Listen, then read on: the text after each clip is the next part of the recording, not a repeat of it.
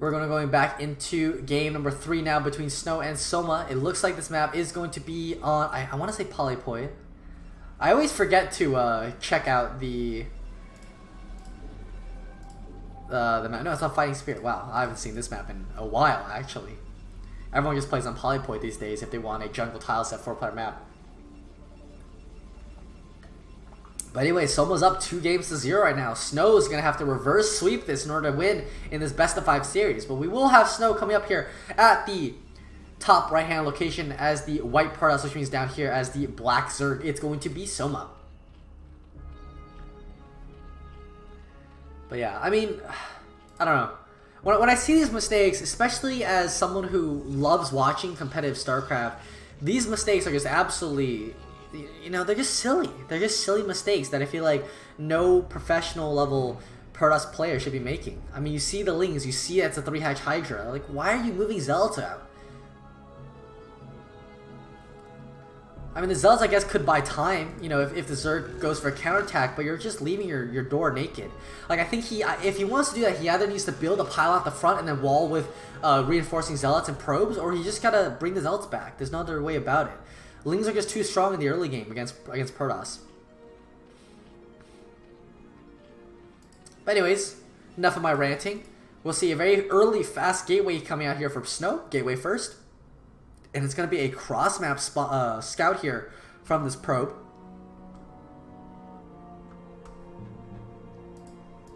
And it will be that 12 hatchery build.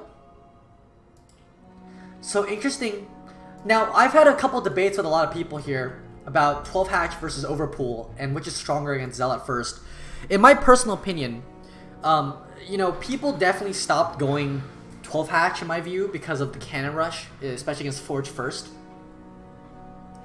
But I also think that Zealot first definitely does really well against hatch first. I think that a lot of people think are overblowing the amount that the extra larva gives you when you go for the hatch first build because of how delayed your Lings come out.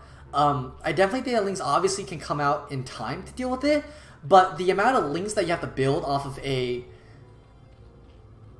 12 hatch pool build effectively nullifies the amount of larva that you end up having. And we'll see in this game maybe whether or not that this ends up coming to fruition. But as we can see here, by the time the Zealot gets in here, the pool will be finally finished, but the Lings won't be out. And so the Zealot will be able to get in here, and we'll be able to deny mining here at the natural, because normally you like to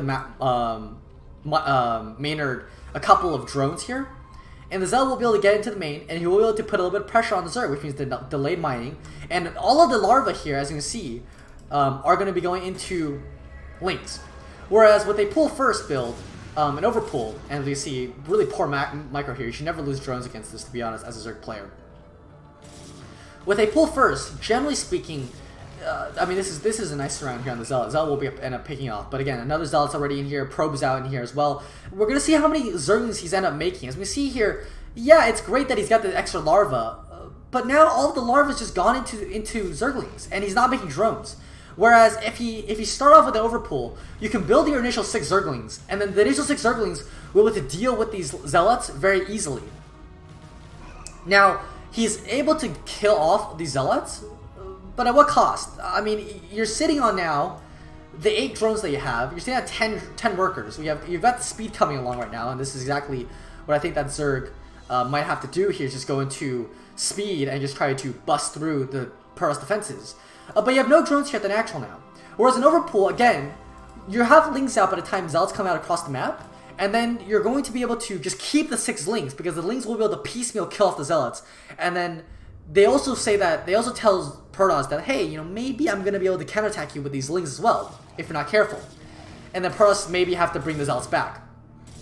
Now, obviously, this is the case here, where the Lings are coming in here. Will be able to come in here and maybe pick off a couple of these probes. A cannon is on the way here. Nice use of the shield battery as well. But we will have that big worker discrepancy. So, you know, I personally think that overpool is a little bit better against Zealot first, just because you don't have to commit too much to these Zerglings. Now, obviously, it's nice to force Protoss, to obviously have a very sloppy wall here. He will have to kill that cannon when he builds Dragoons. And the shield battery is also a forced investment. And he managed to pick off a probe as well. But these early Zerglings definitely are impacting the Zerg economy. And I think that's very heavily detrimental to what the Zerg wants to accomplish, especially in this early game. Now, if you went for 3-Eye Tiger, it'd be a different story. You know, I would say it's fine. You want to invest in these Zerglings for the break, go right ahead. But, you know, in this case, slightly different. Okay, but anyways, getting back in this game, he is now droning back up. We will see the Spire coming down right now. Especially with how the economy is going for Soma, I would expect him actually, to go into this fast extractor and go into the Mutalisk build. Because right now, I don't think he has the drone count or the economy to really go into a big Hydra macro game. And I do expect him to just have gone into Mutas. Mutas are definitely a little bit more cost efficient, I want to say, especially with how the game has gone. Definitely with the shield battery investment here from the Protoss player. His tech could be a little bit slightly delayed. As we can see, the Stargate is now just finishing because, especially with Zealot first, you're investing so many minerals into Zealots that your core is actually delayed a little bit. And because the core is delayed, that means your Stargate's delayed. So this could be a very nice EHAN timing almost from Soma here. And we'll see the Zealot coming in here to the third base. Will he get another drone? Yes, he does. A nice drone kill there from the Zealot. And Zealot will now just go ahead and go right back behind the minerals. As you can see. A couple more Zealots actually flanking around here towards the third base as well.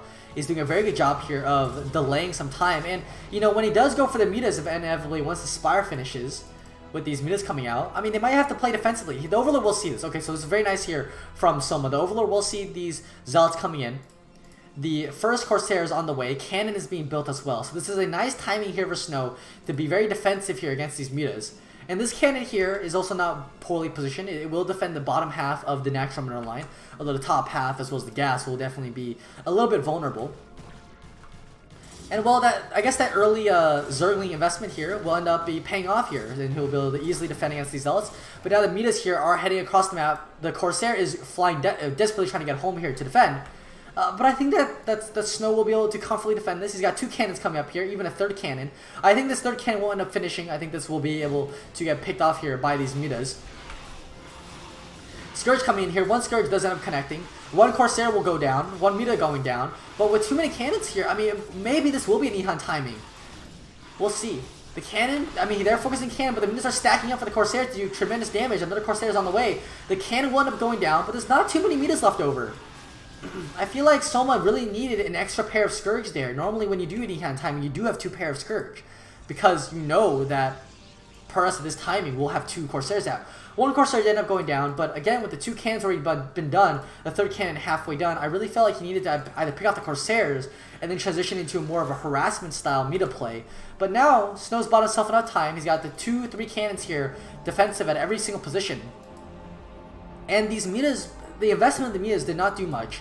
And he's sitting on only 3 hatcheries. This is a really bad position here for Soma. He's sitting on 3 hatcheries, which means that he's either got to stop the meta production and go really hard into droning, which means that he becomes a little bit vulnerable to a mass Zealot attack later on. Or he's just got to continue to attack with these metas, which is exactly what he's doing here.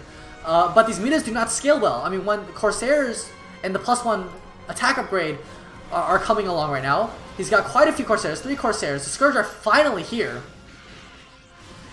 The Scourge did not manage to attack the Corsairs properly. Now 4th Corsair is out, and now the Scourge are very weakened as well. One Scourge finally connects, but only 3 Corsairs left over. Or sorry, 3 Corsairs are still left over, and the cannon's just being remade, and he's just being able to stem this tide of this it's almost like a ZvT right now. And the Corsairs here once again picking off at these metas. The Corsairs are going to try to get in here, connect with these Corsairs. The 4th Corsair is back out now. Now it's a little bit better here. The Scourge are coming in here.